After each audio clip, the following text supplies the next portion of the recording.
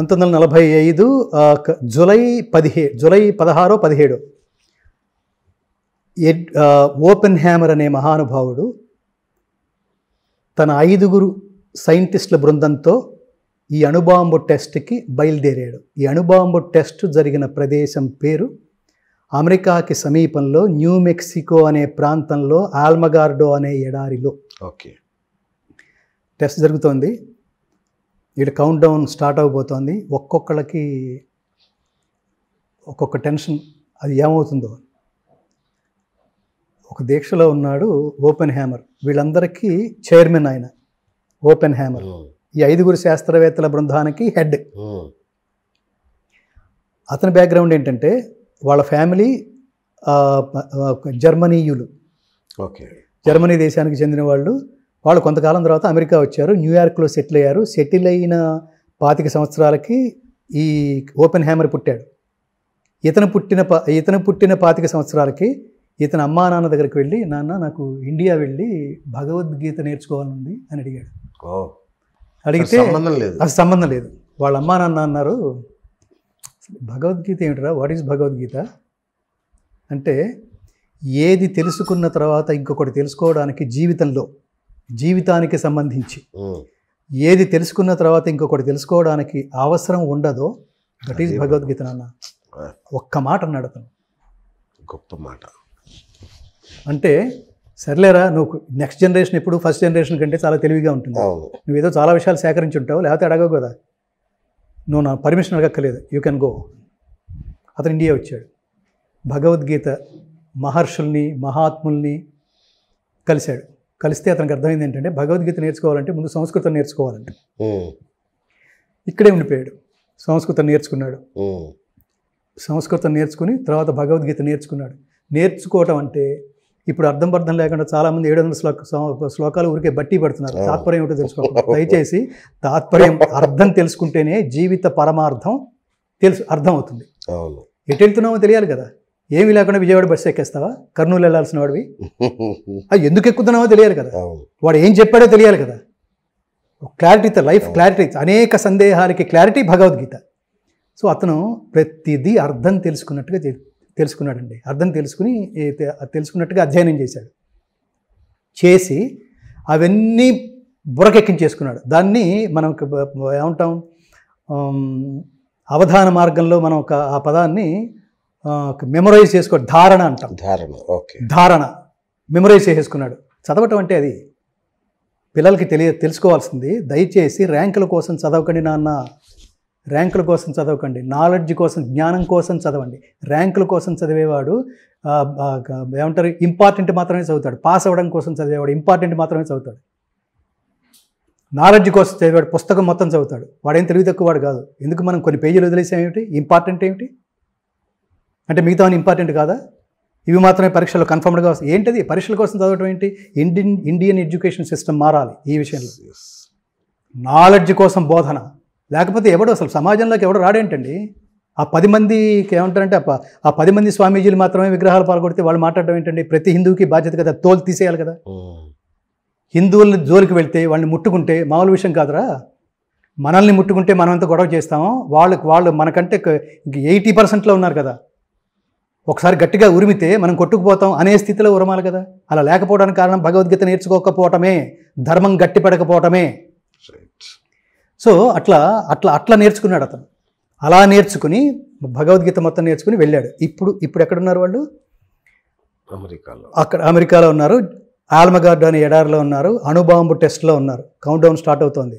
5, 4, 3, 2, 1 start. పేలింది. వీళ్ళు దూరంగా బైనాక్యులర్స్ నుంచి చూస్తున్నారు.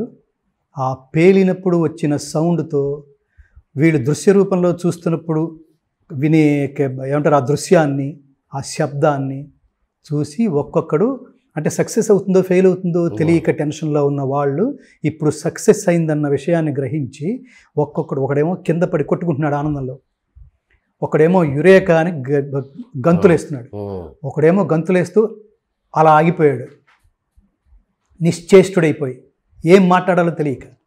ఒకడు ఏడుస్తున్నాడు ఒకడు. ఈ ఓపెన్ హ్యామర్ మాత్రం దివి సూర్య సహస్రస్య భవేద్యుగపదుద్ధిత యది భా సదృశీ సా స్యాత్ భాసస్తస్య మహాత్మనః మహాత్మనః మహాత్మనః అంటున్నాడు ఇతను. అంటుంటే మిగతా వాళ్ళ చేష్టలు ఉన్నాయి, అందరూ సైలెంట్ అయిపోయి వీడంక చూస్తూ ఆగిపోయారు. ఏంట్రా అంత లెంగ్ది ఎక్స్ప్రెషన్ ఇచ్చావు, రకరకాల సౌండ్ ఇచ్చావు, వాట్ డస్ ఇట్ మీన్, ఏంటో అన్నావు ఏంటది అంటే అప్పుడు అతను అన్నాడు, ఇప్పుడు మనం చూసిన మహాద్భుతమైన దృశ్యానికి శబ్దానికి పోలిన ఎక్స్ప్రెషన్ భారతదేశంలో హిందూయిజంలో ఉన్న భగవద్గీతలో 11వ అధ్యాయంలో 12వ శ్లోకంలో మాత్రమే నాకు కనిపిస్తోంది. అది మాత్రమే ప్రపంచ వాంగ్మయంలో ఇది మాత్రమే చెప్పగలుగుతోంది. దివి సూర్య సహస్రస్య అంటే అర్థం ఏంటంటే ఆకాశమున వేల కొలది సూర్యులు ఏకకాలమున ప్రకాశించగా ఏర్పడు కాంతితో ఆ విశ్వరూపమును దర్శించవచ్చును అని సంజయుడు ధృతరాష్ట్రుడితో చెప్తున్నాడు. అక్కడ యుద్ధ రంగంలో కృష్ణుడు అర్జునుడికి చూపించిన విశ్వరూపం ఎంత గొప్పదో వర్ణిస్తూ, ఇప్పుడు మనం చూసిన అణుబాంబు టెస్ట్ స్వరూపం చెప్పగానే నాకు అది గుర్తొచ్చింది అన్నాడండి. మనం ఎక్కడున్నాం చెప్పండి, హిందువులు ఎక్కడున్నారు చెప్పండి, ఎక్కడో మీకు Edwin Arnold, max Muller, open hammer అంటుంటే వాళ్ళు ఏ మతం వాళ్ళో తెలియట్లే మనకి. నేను ఎందుకు చెప్తున్నా అంటే భగవద్గీత సార్వజనీనం కాకపోతే భగవద్గీతను ఇంతమంది గొప్పవాళ్ళు అధ్యయనం చేసే అవకాశం లేదు, ఉటంకించే అవకాశం లేదు. సార్వజనీనం అంటే అర్థం ఏంటి తెలుసా, ప్రపంచంలో ఎవడు విన్నా భలే చెప్పాడరా, కరెక్ట్రా, దీన్ని ఫాలో అయిపోవచ్చురా, ఎవడరా ఇది చెప్పింది అని అనగలిగితేనే అది సార్వజనీనం. అందుకనే మిగతా మతాలు చోట్లే ఉండిపోయినాయి. వివేకానంద ఆదర్శం ప్రపంచానికి. ఎందుకు ఆదర్శం అంటే ఆయన వివేకానంద స్పీచ్ అంతా ఇచ్చిన తర్వాత ఒక ఆవిడ వచ్చేసింది, మార్గరెట్ ఆవిడ పేరు.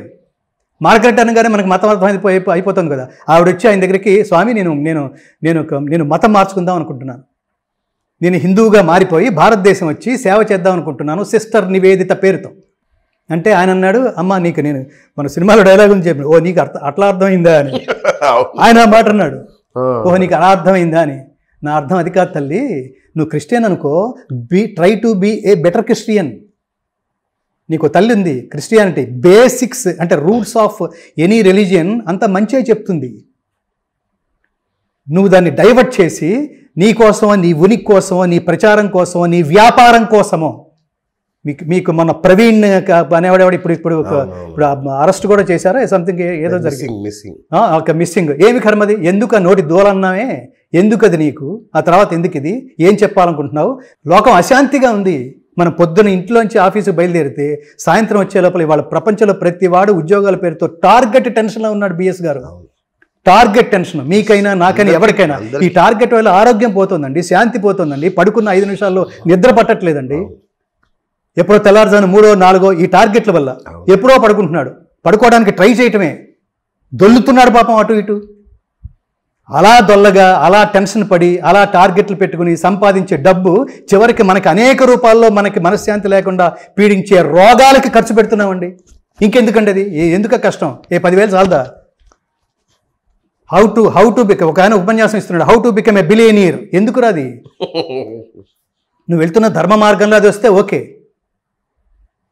ప్రపంచాన్ని అలా డబ్బు డబ్బు డబ్బు డబ్బు అని రుద్దేశారనుకోండి, అశాంతస్య కుత సుఖం. మళ్ళీ భగవద్గీత అంటే డబ్బు వల్ల సుఖం ఉంటుంది కానీ శాంతి ఉండదు. డబ్బు వల్ల ఒక పెద్ద ఏసీ కారు కొనుక్కుంటావు, ఏసీలో కూర్చుంటావు, కానీ నువ్వు అందరితో విరోధం వల్ల, లేకపోతే నీ కుటుంబంతో నీకు మైత్రి లేకపోవడం వల్ల, నీ టార్గెట్ రీచ్ కాకపోవడం వల్ల కూర్చోగానే చెమట పడుతూ ఉంటుంది, ఏసీలో కూడా మనశ్శాంతి ఉండదు. నీ ఆరోగ్యానికి చూడండి, నీ ఆరోగ్యాన్ని కాపాడడం, సమాజాన్ని కాపాడడం, నిన్ను కాపాడడం, ఎన్ని పనులు చేస్తోందండి భగవద్గీత. చివరికి వివేకానంద ఆ మాట అన్నాడనమాట, నీకు అలా అర్థమైందా? కాదు, నువ్వు ఎక్కడున్నావో అక్కడ ఎవరైతే అన్నార్థులు ఉన్నారో వాళ్ళకి సేవ చేయి తల్లి. నువ్వేం పేరు మార్చుకుని ఇక్కడికి వచ్చి ఇండియా, నా ఉద్దేశం అది కాదు, ధర్మ మార్గంలో నడవమని. ధర్మం అంటే నువ్వు ఏ పని చేస్తున్నావో దాన్ని గమనించే వాళ్ళందరికీ సమానమైన ఆనందం ఇవ్వటం, నువ్వు అది ఆనందం పొందటం, ఆ పని చెయ్యి. మరి ఈ మాట అందరికీ సరిపోదండి. ఒక పాట రాశావు, సినిమా లిరిక్ రైటర్, ఒక పాట రాశావు, పూర్తి రాయొద్దు, అది అనారోగ్యం. ఎవరికి? నీ వల్ల ప్రపంచానికి అందేది, దానికి కూడా డబ్బు తీసుకుంటున్నావు. ఆ డబ్బు వల్ల నువ్వు కొనుక్కునే ఆహారం నీకు ఆరోగ్యాన్ని ఇవ్వదు. పిచ్చి సినిమా తీసావు. చాలా అసలు జనాల్ని ఒకప్పుడు బూత్ అంటే మనం టెన్షన్ పడేవాళ్ళం, ఇప్పుడు బూత్ క్యాజువల్ అయిపోయింది చూడండి, చాలా క్యాజువల్ అయిపోయింది. అసలు ప్రతివాడు దారుణం. అట్లా ఒక డైరెక్టర్ మీద ఎంత బాధ్యత ఉందండి? ఇవన్నీ గొప్ప గొప్ప ప్లాట్ఫామ్స్ అండి, ఇవి గొప్ప ప్లాట్ఫామ్స్. మా రోజుల్లో అంటే మేము హైదరాబాద్ వచ్చిన టైంలో మేము దూరదర్శన్లో పాడడానికి ఎంత కష్టం అండి. ప్రతివాడు ఆ కష్టం నుంచి వస్తేనే విలువ. ఉచితానికి విలువ ఏంటండి?